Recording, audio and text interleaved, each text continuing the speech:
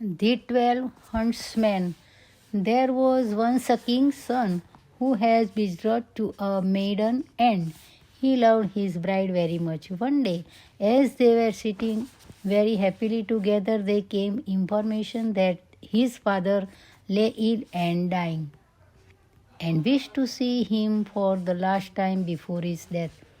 I must go and leave you, darling, said the king's son, and directly too, for I have a long journey to take, but I will give you this ring as a memory token, and when I am king, I will come and fetch you home. Then he rode away, and when he reached the castle, he found his father dying and his end very near. But he was able to speak and said, Dearest son, I have sent for you because I want you to promise to do as I wish about your marriage. And then he named to him a king's daughter who was well known and asked him to take her as his wife. The son was so sad at these words that he hardly knew at first what to say. Still, he could not refuse his dying father. So he replied, Dear father, whatever your will is shall be done. Then the king closed his eyes and died. As soon as the son became king and the mourning was over, he remembered that he must keep the promise which he had given to his father. He sent therefore to king's daughter, and as she was willing to be his bride, they were betrothed to each other. The first bride very soon heard of what he had done, and she grieved so bitterly over her lover's unfaithfulness that her life seemed passing away. At last, her father, who was also a king, said to her, Dearest child, why are you so sad? If anything you wish can be done, I will do it for you. She roused herself in a moment and said, Dear father, I should so like to have as companions 11 maidens exactly like myself in countenance, shape, and size.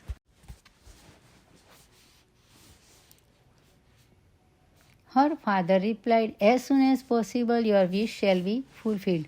He sent messengers all over the kingdom who were ordered to find 11 maidens who should resemble his daughters in face, figure, and size.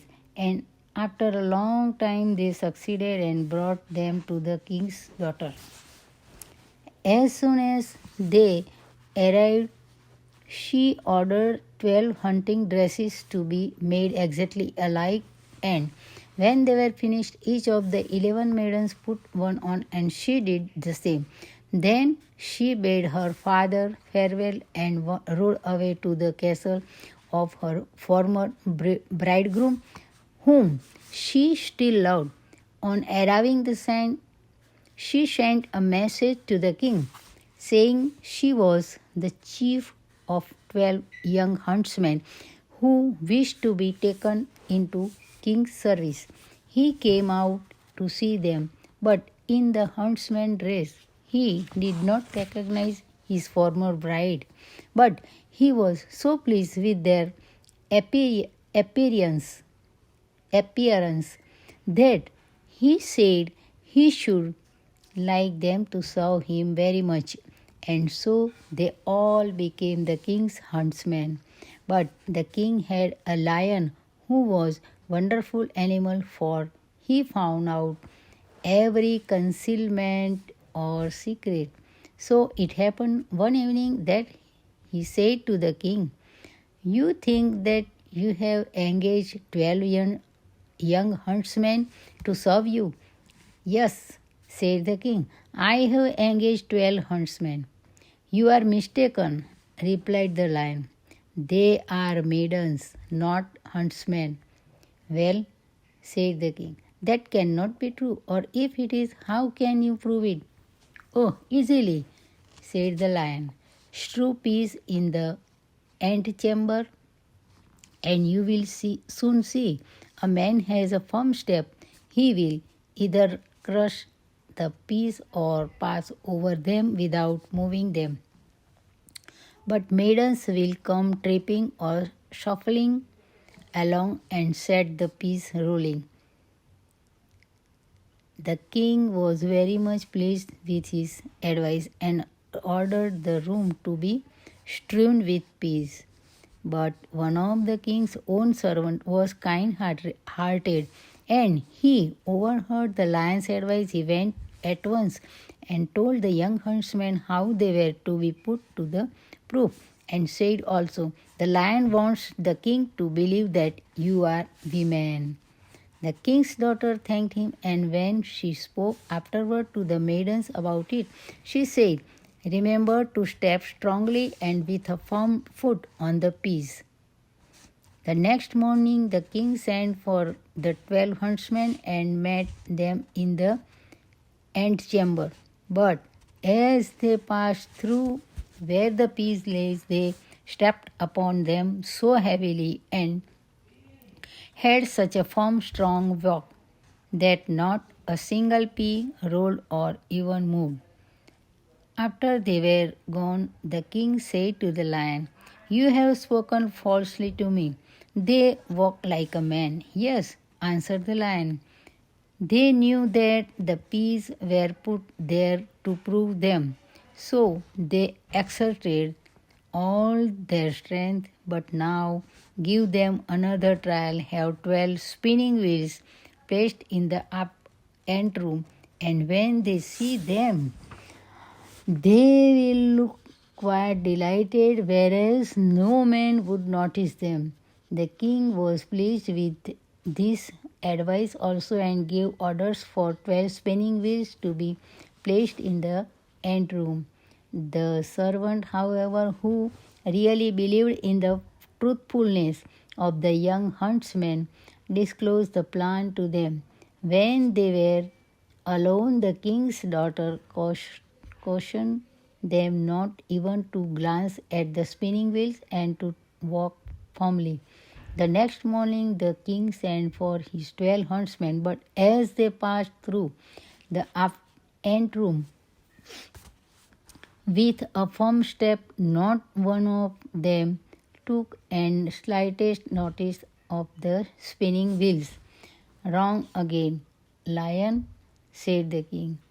"They must be men, for they did not even see the spinning wheels." "Because," answered the lion, "they knew that you were trying them with another test."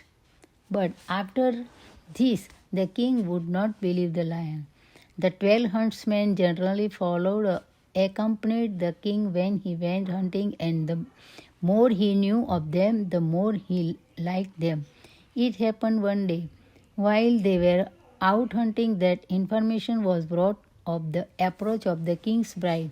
As soon as the chief huntsman, who really was the king's first bride and rode near him, heard the news, such a pang of grief came upon her that her heart seemed to stop, and she fell off her horse to the ground insensible.